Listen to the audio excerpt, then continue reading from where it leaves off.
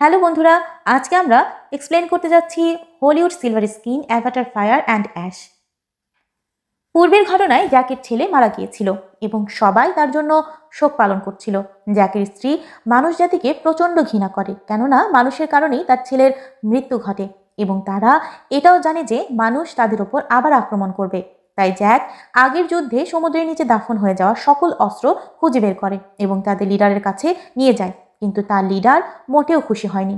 তাদের লিডার বলে, আমাদের অনেক সঙ্গী মৃত্যুবরণ করেছে, তাই এটা শোকের সময়, আর তুমি অস্ত্র সংগ্রহ করছো। কিন্তু জ্যাক জানায় মানুষ আবার তাদের উপর আক্রমণ করবে, তাই সে নতুন যুদ্ধের প্রস্তুতি নিচ্ছে। পরবর্তী পর্বে কর্নেল ও ক্যাপ্টেনকে দেখানো হয়, যারা আগের যুদ্ধে বেঁচে গিয়েছিল। এখন তারা নতুন উদ্যমে নাভিদের উপর আক্রমণ করতে চায় এবং অনুসন্ধান করে জানতে পারে অধিকাংশ নাভি বেঁচে গিয়েছে, কেননা তাদের মৃতদেহ সমুদ্রে দেখতে পায়নি। অপরপক্ষে জ্যাকের স্ত্রী অনেকগুলো উড়ন্ত মার্চেন্ট শিপ দেখতে পায় এবং জ্যাকের সম্মতিতে সে কর্নেলের ছেলে স্পাইডারকে মানুষের স্পেসশিপে পাঠিয়ে দিতে চায়, কারণ এখানকার আবহাওয়া তার জন্য অনুকূল নয়। স্পাইডারের মুখোশের ব্যাটারি যখন শেষ হয়ে যায় তখন তার নিঃশ্বাস নিতে প্রচণ্ড কষ্ট হয়, কিন্তু জ্যাকের সন্তানরা এই সিদ্ধান্তে সম্মত ছিল না। কিন্তু জ্যাক তাদেরকে বুঝিয়ে বলে যে স্পাইডারকে ওখানে যেতেই হবে। জ্যাক মার্চেন্টের লিডারের সঙ্গে যাওয়ার জন্য অনুরোধ করে। লিডার পূর্বে নিষেধ করলেও পরে রাজি হয়, কেননা জ্যাক নিজের পরিবারের সাথে স্পাইডারকে মানুষের স্পেসশিপে পৌঁছে দিতে চায়।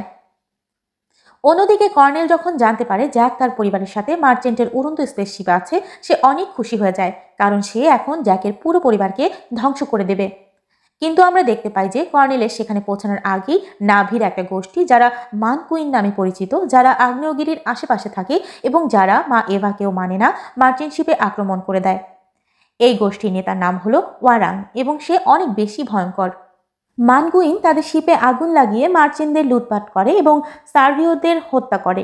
জ্যাকের স্ত্রীর পায়ে তীর লেগে যায়, যার ফলে সে জঙ্গলে সবার থেকে বিচ্ছিন্ন হয়ে যায় এবং তার 3 বাচ্চাও তার থেকে আলাদা হয়ে যায়।